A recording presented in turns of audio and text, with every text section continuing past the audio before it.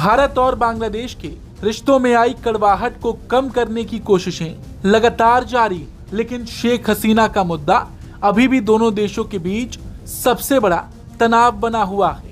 और अब प्रधानमंत्री तारिक रहमान की संभावित भारत यात्रा से पहले बांग्लादेश ने साफ कर दिया है कि यात्रा के लिए पहले अनुकूल माहौल तैयार करना होगा।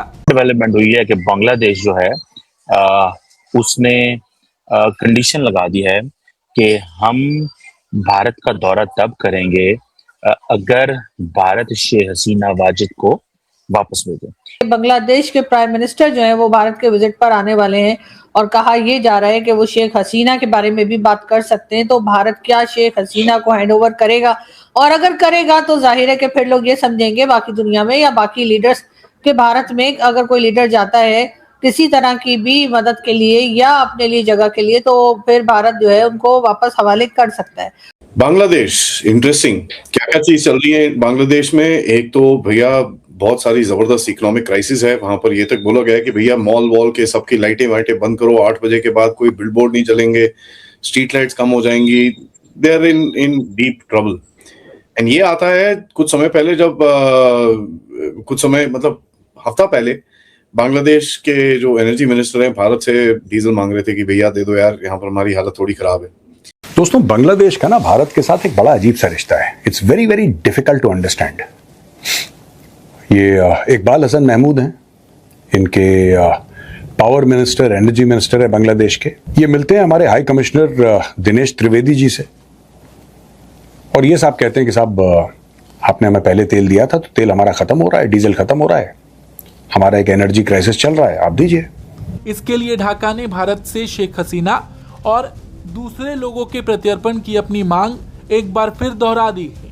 बांग्लादेश के विदेश मंत्रालय के प्रवक्ता AKM शाहिदुल करीम ने कहा कि दोनों देशों के अधिकारी पिछले कई हफ्तों से तारिक रहमान की संभावित भारत यात्रा को लेकर संपर्क में थे, लेकिन 5 अगस्त को शेख हसीना की प्रेस बातचीत के बाद ये प्रक्रिया प्रभावित हुई। 5 अगस्त को क्या हुआ था कि इंडिया के अंदर जो इंडियन गवर्नमेंट है उन्होंने शेख हसीना वाजिद को अलाउ किया कि वो जो इंडिया के अंदर बैठ के बांग्लादेश की प्रेस को खिताब कर सके। जय हिंद साथियों, इस समय भारत और बांग्लादेश के बीच में संबंध सुधारने की कोशिश हो रही है।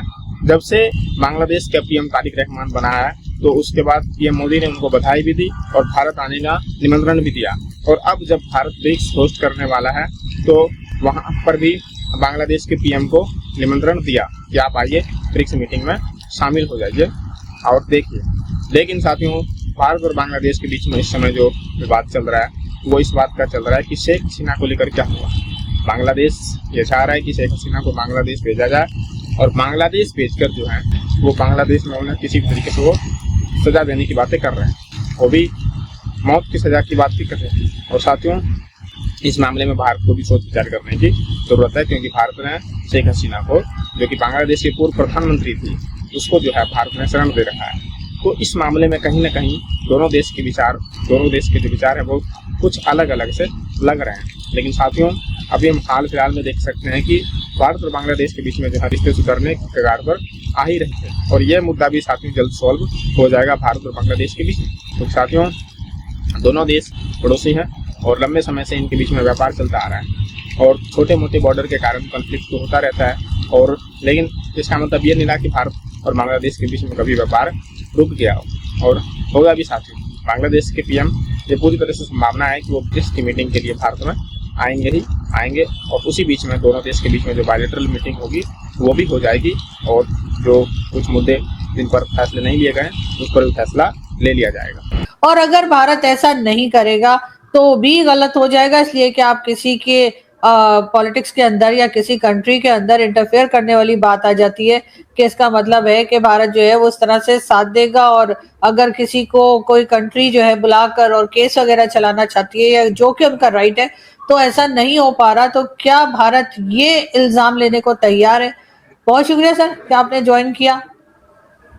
जय हिंद, नमस्कार आरजू साहिबा, आपका भी बहुत बहुत धन्यवाद कि आपने अपना टाइम निकाला है। कोशिश कर रही हैं कि इंडिया पाकिस्तान में 14 अगस्त के बाद अगले 14 अगस्त तक एक ऐसा एटमॉस्फेयर बने कि जहां ये बातचीत बढ़े और कहीं ना कहीं हुक्मरान जो है वो भी आपसे कुछ सीखें और बातचीत का एक एनवायरनमेंट क्रिएट करें और अच्छे डिस्कशंस क्यों ना किए जाए। बिल्कुल होना चाहिए सर। अब आती है बात आपने जो कहा है कि प्राइम मिनिस्टर साहब आएंगे और हसीना की बातचीत करेंगे और भारत उनके वो हसीना को उनके हवाले कर देगा या नहीं कर देगा। ये मैं गारंटी दे रहा हूं कि रहमान साहब को हम हैंडओवर नहीं करेंगे, हम्म, क्योंकि ऐसा कहीं कोई प्रोविजन नहीं है कि एक प्राइम मिनिस्टर वहां का अगर हमारे पास आए तो हम बोले लीजिए जी ये रहे आपके हाथ में, हमने दे दिया। ऐसा नहीं होता, ठीक है ना। There is a procedure. कौन सही है कौन गलत है ना पाकिस्तान डिसाइड करेगा, ना इंडिया डिसाइड करेगा, ना बांग्लादेश डिसाइड करेगा। जो कानूनन चीजें हैं, जो कानूनी तरीके से किया जाता है, चीजें वैसे ही होंगी। यस, अनफॉर्चुनेटली उसमें टाइम लगता है, मैं ये भी मान लेता हूं। क्योंकि अगर मैं आपको मतलब नियरेस्ट इंडिया का एक्सपीरियंस बताऊं तो अहूर राणा को लाने में हमें कितने साल लगे, सालों साल लग गए। ये एक अलग बात है कि फाइनली आप ही के चचा जान जो है यूएस, उन्होंने फाइनली दिया ना। अच्छा, ये सिचुएशन डेवलप हो गई।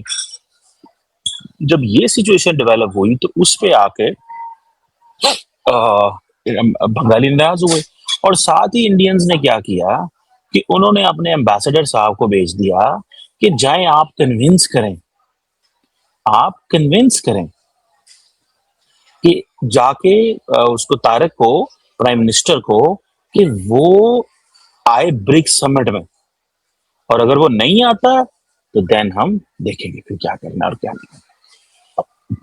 ये एक बहुत बड़ी डेवलपमेंट है मेरी सेंस में। ये इस तरह बड़ी डेवलपमेंट है कि अगर इंडिया चाहता कि तारक को बुलाना चाहता ब्रिक्स समिट में, तो इंडिया कभी भी हसीना वाजिद को अलाउ ना करता। इंडिया ने दो काम किए हैं, या तो इंडिया तारक को भी बुलाना ही नहीं चाहता, और इंडिया बांग्लादेश को लॉन्ग टर्म एक प्रॉब्लम रखना चाहता है इंडिया के अंदर। इसको जरा नोट करें इस बात को। India wants to keep Bangladesh a long term problem within India. That is point one. Point number 2 क्या है? या फिर ये है कि पॉलिसी ऑफ मैक्सिमम प्रेशर डाल दो भैया, ये मैंने तुम्हें वादा कर दिया कि ये दिसंबर में आएगी, तुम अभी आ जाओ। दाल आया, और बंगालियों ने कहा भाई अगर ये इतना आ गए हैं कि ये हमें कह रहे हैं कि भैया हाँ हम आ जाते हैं आपके पास, मतलब आप आ जाए, हम दिसंबर में हसीना को भेज देंगे। तो उन्होंने कहा ये लॉलीपॉप है, ये लॉलीपॉप हम नहीं लेंगे। That's another thing. तो मुझे जाती तौर पे ये लगता है, what is my understanding and what is my observation in this, कि भाई कहीं ना कहीं पे लोग इस चीज को बहुत अच्छे से स्टडी करते हैं।